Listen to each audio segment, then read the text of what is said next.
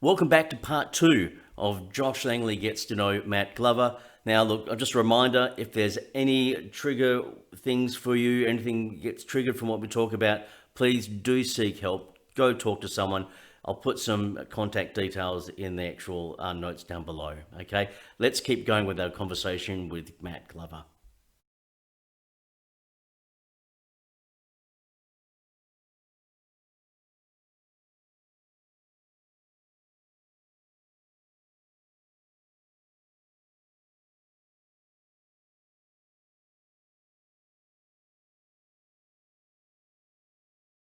Wow, Uh, that was really brave so of you, though. That the word courage comes up to go against that establishment, to follow, or to even just to want to understand or want to learn, get a different perspective, to mm, be more a learned person in that regard.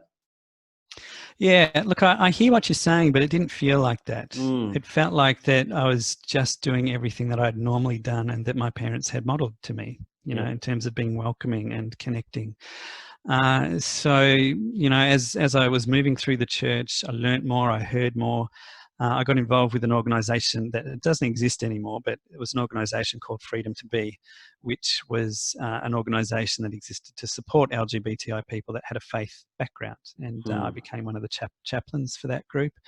I went to different gatherings at gay bars and things like that. And, sometimes we joke about people having a gaydar. You can yeah, pick the yeah. gay person in the room and all that sort of stuff. There's a reverse one as well. So when you're the only straight guy in a gay bar, people know, and You're standing there and awkwardly going, that's right. Well, I didn't think I was being awkward, but obviously I was. So I'd be there, and there'd be a presentation on some aspect of men's health or something like that. Someone would come up to me and say, "Hi, who are you?" I'm Matt, and they'd look at me and they'd say, "You're straight, aren't you?" Like, "Yep." And then the next question, without fail, was, "Well, why are you here?" And I would just be really honest. I'd say, "Well, I'm a minister in the church," and then you'd see this look of horror on their face. But I know that the institution that I represent has really oppressed your community and contributed to the poor mental health statistics and the high suicide rates. And I'm not prepared to stand by and let that happen while mm, I work for the church. And so I'm wow. here just to care and do my part to try and reverse those sort of statistics. Most people didn't know what to say after that. Yeah, I can imagine uh, they would have been stunned, but obviously you must have been welcomed after that. Not always. There are a Really? couple of places I was asked to leave from. Yeah, yeah, yeah. That was just for whatever reason, and I would always respect that. Yeah. If my presence made people feel uncomfortable, then I would go. That's Hmm. okay. But yeah, lots of welcome into places that wouldn't normally have welcomed ordained Baptist minister into their midst. And so it did become a really beautiful part of my journey, and people from the rainbow community heard about me, and my reputation in that part of the community spread. And so whatever church I was serving in, people would travel a long way to be part of my church. And I would always make a point, particularly in my last church, when I saw a gay couple arrive or people that I knew that were LGBTI, I would always go down in front of everybody and I'd give them the biggest hug that I possibly could, to send the message to the rest of the church that these are my friends, and if you treat them like dirt, you're going to have to answer to me. uh, because we are a welcoming Yeah. community. You're not going to treat these people like dirt. And of course, long story short, it's no surprise that being part of the Baptist denomination and also being so heavily involved in the LGBTI community, those two things were on a collision course. Hmm. And Something they had to give. collided spectacularly in 2011. And that was when the marriage equality debate started to really gather some Mm. momentum in Yep. Australia. Yep. And at the time, July of 2011, Australian Marriage Equality approached me and asked whether I'd give my image and a quote to their website as a supportive clergy person, Mm. to encourage other Christian people and people of other faiths to, be affirming and be supportive. Now, I was more than happy to do that. Didn't even think twice about it. Probably should have, but I didn't. And that was July of 2011. If you'd asked me how long I was going to be a minister at that point of time, I would have said until I retired or died, whatever came first. And how long did it last? I resigned and walked away from it in December of that same year. Wow. That's how Wow. quickly it went downhill. So in the September, I was suspended from Sunday duties while the church decided what they were going to do with me. They were going to take a vote to fire me, but got legal advice that suggested you can't fire someone because they have a different opinion to you. But it was impossible for me to stay. So I wasn't actually fired. I resigned and walked Yep. away from that.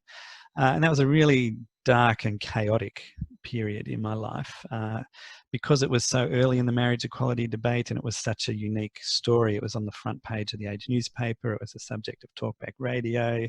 7:30 Report came and did a story in my home, and there's Oh, lots and wow. lots of So things I that, didn't that, realize it was that were that happening. big. Wow. Yeah, it was. Wow. It was pretty tough, and my parents at this stage had started going to church as well. But because of who they were and the support that they offered me, unquestioning support, they were asked, or not asked to leave, but they were forced out of their church as well. Which that was the thing that Seriously? made me most, that was the thing that made me most Was furious, that this sweet elderly couple that were going to an entirely different church altogether were treated so badly. So it was a tough time. I could You imagine. know, Yeah. there, Yeah. Yeah. there's a couple of months there where I couldn't leave the house because I was too afraid that there's going to be somebody out there who's going to corner me and tear shreds off me. I got threatening letters and threatening phone calls and emails and Sorry, who were they from the church and religious people that were threatening you, obviously? oh yeah, they were all good Christian people. Yeah, absolutely. Most of them I didn't know. Actually, They, look, tell you the truth, Matt, I am not surprised by the amount of stuff that I had seen through the whole marriage equality debate and through the plebiscite and all that sort of stuff and the postal vote. I have never seen so much more nastiness come from people who claim to be holy mm, people. And so I am not surprised that yeah. you were targeted like that. Yeah. So it was pretty scary, some of it. Some of the letters were quite threatening and quite nasty. The flip Wow. side of it was, though, that I was getting an increasing number of encouraging letters and thank you letters, but also from people within the church. So I don't want to Okay, good. sort of Yep. paint the entire church with the Mm, same brush here. There were people that were saying, thank you for standing up for my son or my daughter or for us as a couple or whatever. So while initially the threatening and the negative correspondence outweighed things by a long way, now all these years later, the a number of encouraging letters and emails and phone calls I've had, mm, can't count them. There's been yep. heaps and heaps and heaps, and lots of them. Most of them probably from people of faith backgrounds. Some of them have said, because of what happened to you, we were forced to think about it a little bit more, and we discovered that there's a whole nother tradition that still falls within our Yep. worldview that means that we can be embracing. And so, it was the catalyst for a lot of good, even though it was a really difficult time. Mm, And also it meant that other churches around the place were forced to put their cards on the table and say whether they were affirming or not. And there were far more churches in Melbourne that were affirming than I good. realised. Yeah, good. So lots of good came from it. Did you have your own direct personal support network that gathered around you to support you? Look, it took a little while for that to happen. Mm, There were some people that I thought were part of my support network, but when all this happened, never heard from them again. Some people that I thought were friends that never spoke to me again. And it made me realize the difference between friendships and relationships that are based on similar values as opposed to those that are based on similar beliefs. yeah. If a friendship is based on similar beliefs, the moment one of you believes something different, then friendship is rocky. But if it's based on similar That's values, that is a really interesting definition. Values and beliefs, and the shared mm, values and the shared beliefs, and the beliefs can just fall apart at any moment, but the shared values yeah, bind you together. that's Yeah. right. Yeah. So when there's shared values, it allows for differences of belief. Mm, And so while there's a handful of people that have still journeyed with me from that time, the vast majority of my support group initially came from the LGBTI community, and then others have gathered yep. around me as I've, become part of new communities and things like that. A couple of really lovely stories that came out of that time. The LGBTI community in Melbourne recognised what had happened and when it happened 3 weeks before Christmas. So they ran a fundraiser for me at a gay bar in Melbourne, DT's in Richmond. And it was just this incredible gathering of people, about, I don't know, 150, 200 people, very diverse group of I love my people. And of people. course, yeah, I took mum and dad with me. So his mum and dad with their cardigans sitting in a gay bar, and it was awesome. And all these LGBTI artists donated their time to help raise money for me and my Wow. family. So there were magicians and singers and all. It was such a great afternoon. We had a really good time. And then the resident drag queen sang a song, and she sang the filthiest song I've ever heard in my life. And your Oh parents my were there? goodness! Well, that's the thing. She was singing. She was singing about having her penis removed and what she was going to do with it later on, and it was just like, it was so crass. And every single pair of eyes in that room turned around to look at my parents to make sure they're okay. And what they saw was my mum and dad killing themselves laughing. They just thought it was Good. hilarious. So it was a good time. And just about everybody in that room went up to my parents actually afterwards and said, you know, thank you for raising your son the way that you did. And of course, mum and dad are sitting there going, thanks. And they'd look at each other and say, what did we do? Well, we don't know what we did. You know, you just does his own thing, you know. So it was a really lovely time. And after the drag queen sang that very filthy song, the next words from the stage were, and now the Reverend Matt Glover will address the crowd. And And did you know it that was was the...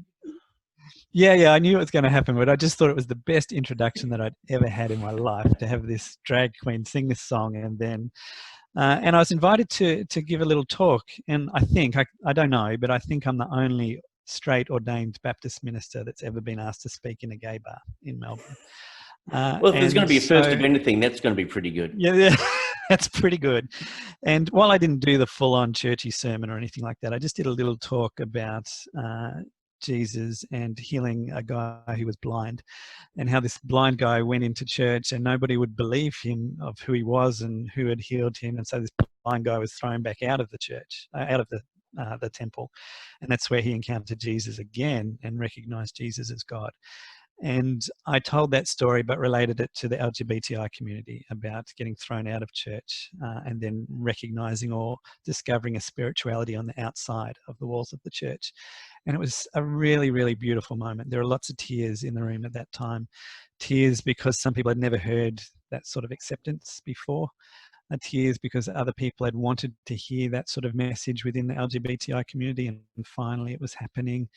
Others that had heard that story when they were little kids but didn't think it applied to them and never thought they would hear it again. It Yeah. was just a really, really lovely moment. And And that, the money that was raised for us. Sorry, keep going. I was going to say, you're dead right, because that's one of the things that, to be accepted is one of the most things, is the biggest thing that you want, to be accepted for who you are. But I can imagine in that Absolutely. room, for you to say that, there would have been so much love and all that sort of jazz. It would have been wonderful. Yeah, it was. It was really, really beautiful. Again, another one of those signpost moments for me.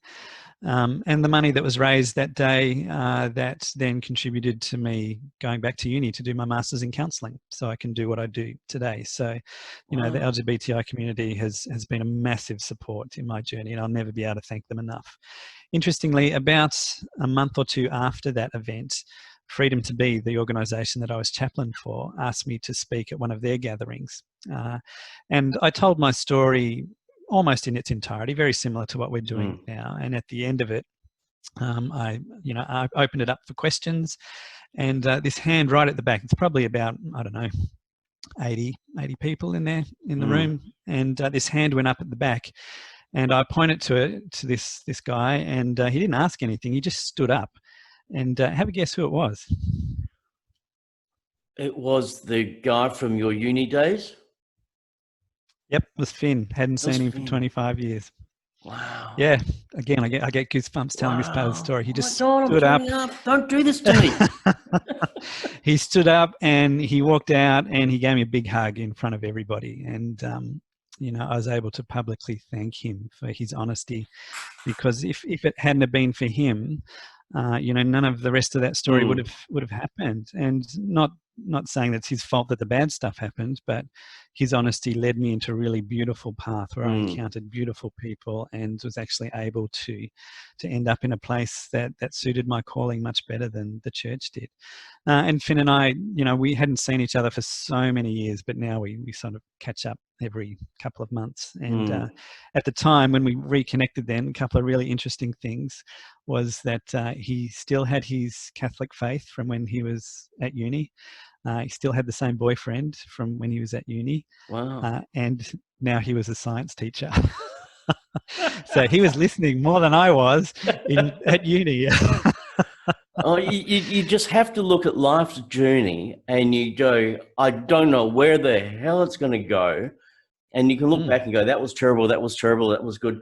But really, it all has it for a reason. We don't know what it is at the time, but sometimes all the ups and the downs are all absolutely completely beautiful because it takes you to where you are now. And your journey has just been absolutely incredible. Yeah, and so that all happened. It was a dark time, but the bush was part of my healing. So let's segue quickly to Forest Therapy Victoria. I wanted to get onto that because we could talk about all these other issues forever. Well, look, it's the forest has played a significant part in my healing at a number of levels. So, of course, there was all that stuff from when I was a kid.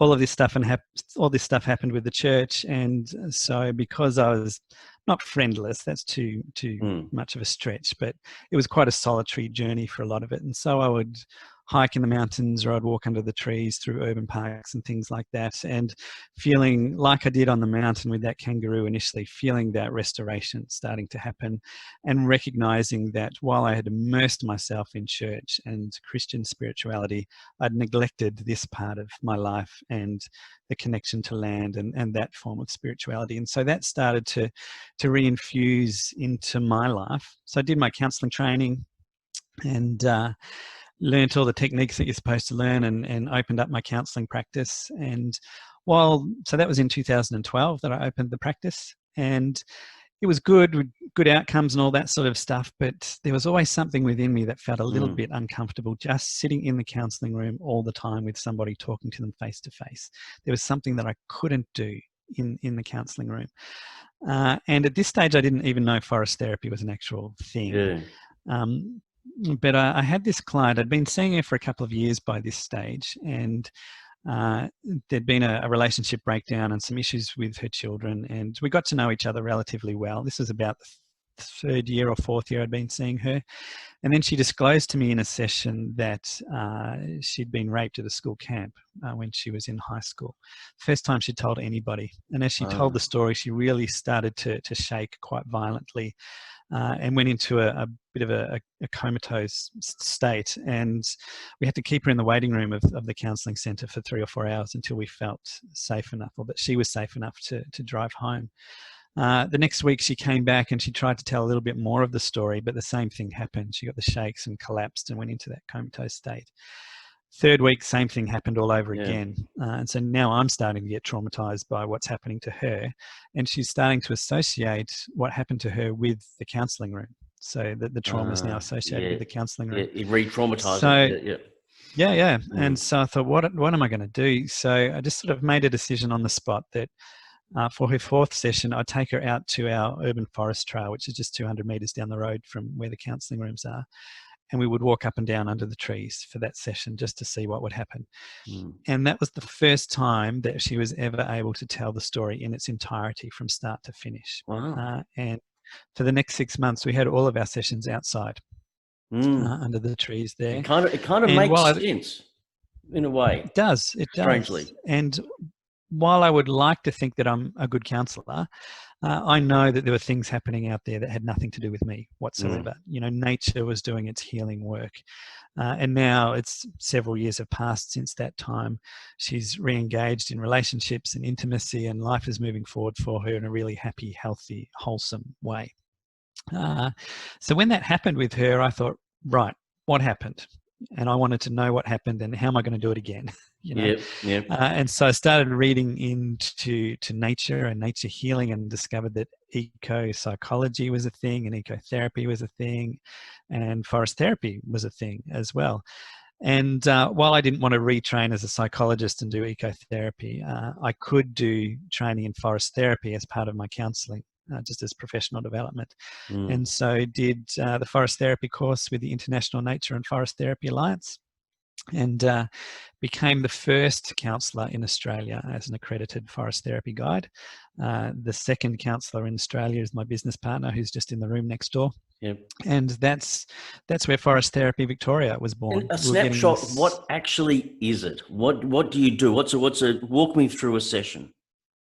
Okay, so say you and I were going on an individual forest therapy session. Now there are group sessions and public sessions. I've got some trauma. We're there for a while. Okay, all right. Well, it's probably from talking to me today, so we've got plenty to work with. So there'd be three things that would be happening. One, we'd be doing some gentle exercise together. So, and when I say gentle, a forest therapy walk is very, very slow. It's probably the slowest is it a dawdle you've ever done in your life. Even slower than that. It's really, really slow. Yeah. But it's gentle, so there's some endorphins that are released into the system, which are good for helping to process grief and trauma and mental health issues and things like that. So that's the first thing that's happening.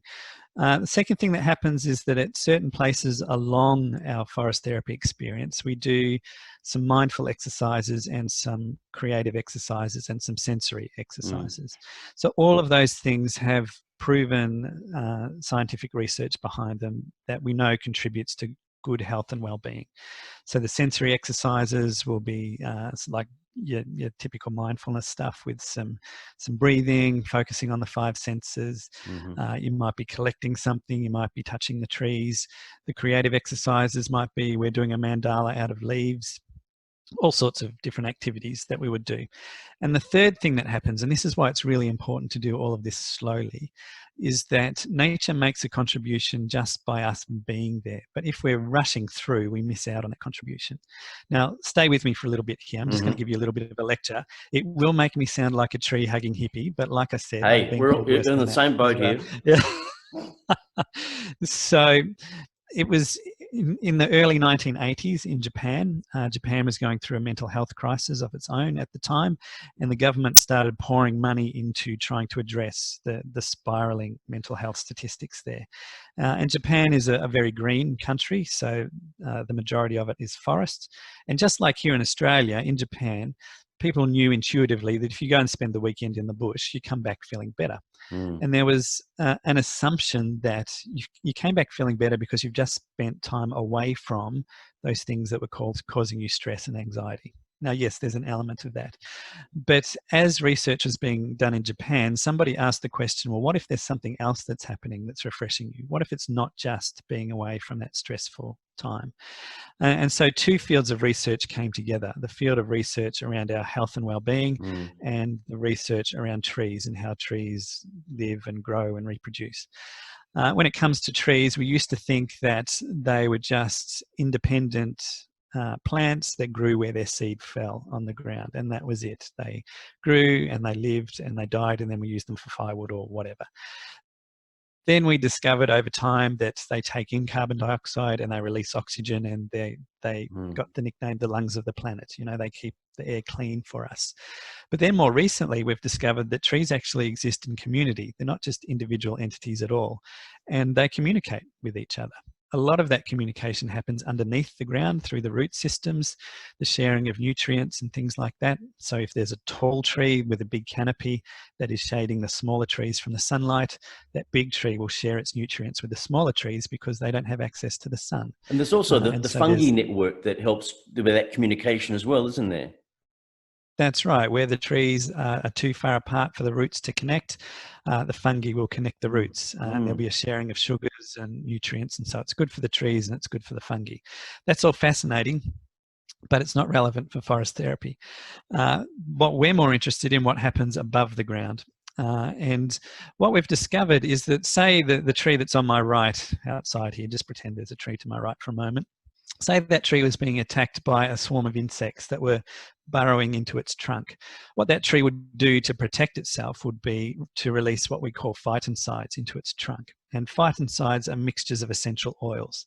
So essential oils are those things that are used in aromatherapy that you'll see in pharmacies and things like that. An essential oil is distilled into a single oil. A phytoncide is a mixture of up to 500, sometimes 1,000 different essential oils. And those different mixtures have different properties and they do different things.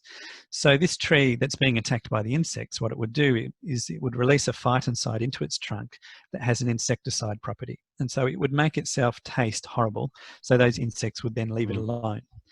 But what it would also do is it would release into the atmosphere through its leaves a cloud of that same phytoncide that has that insecticide property.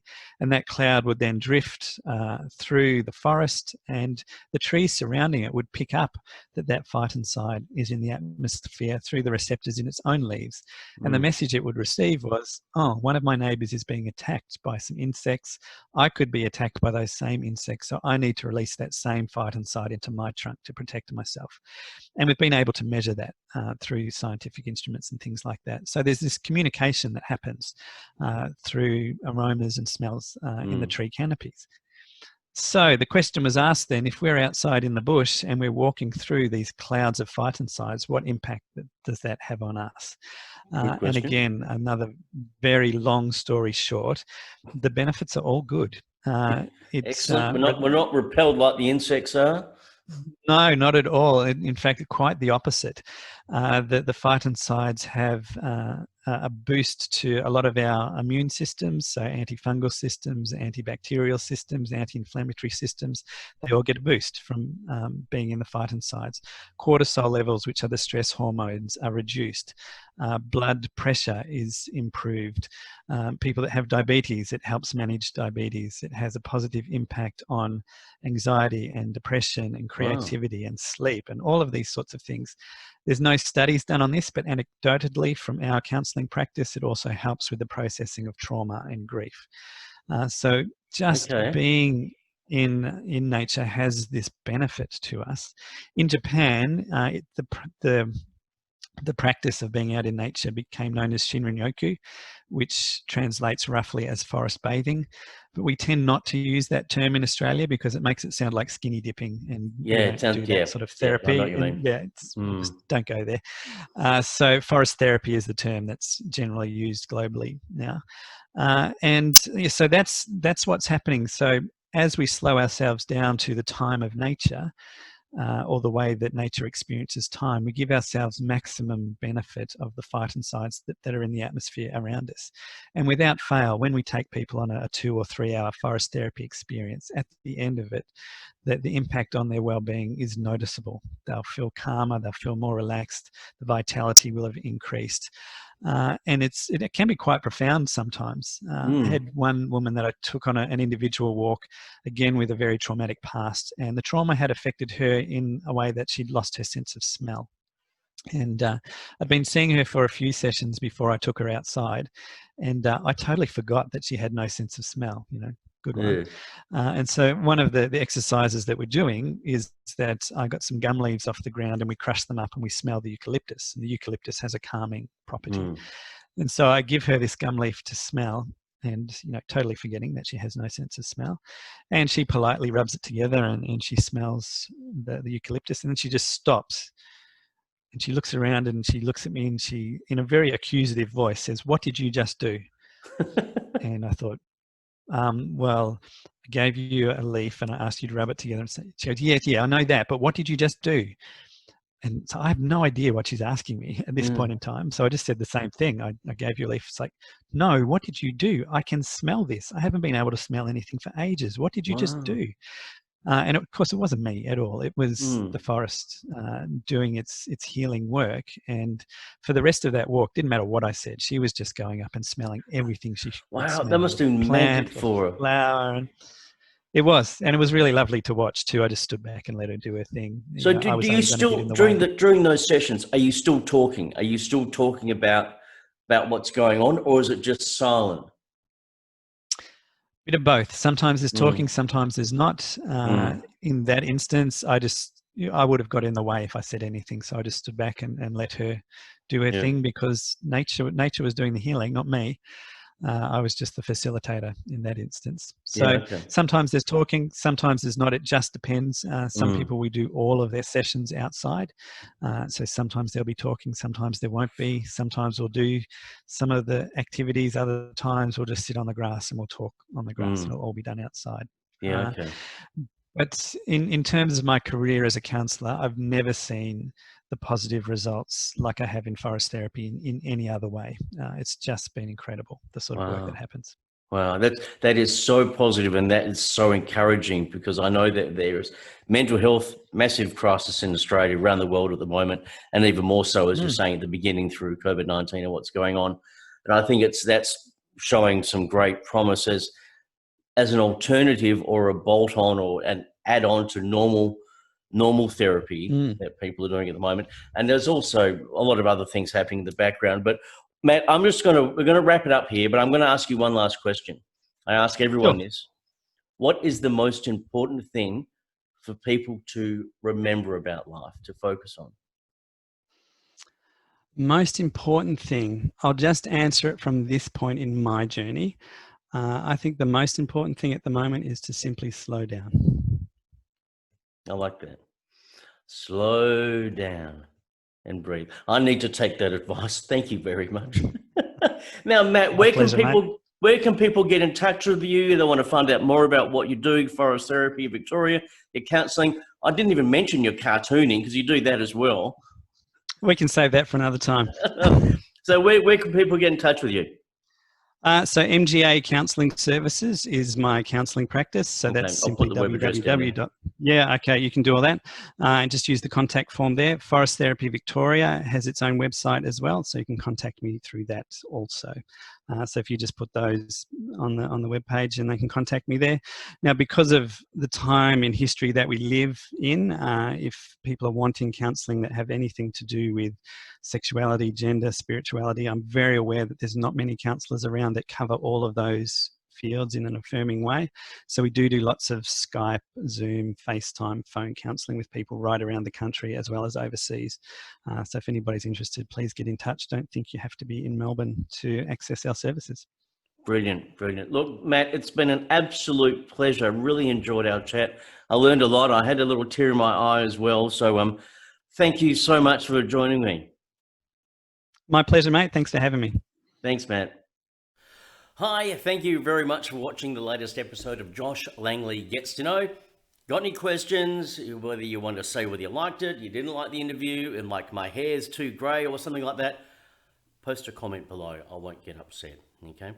Now, gratuitous plug here. If you want to grab my books, Been You Is Enough, Okay to Feel the Way You Do, or Magnificent Mistakes, or all three, just go to my website at joshlangley.com.au, because it's about trying to change the world one book at a time, helping one kid just to feel good about who they are and feel good in their own skin. If we can just help one child, then they may help another child, then another one, then another one, and then that's how we slowly change the world. So thank you very much for watching, and I'll catch you next episode.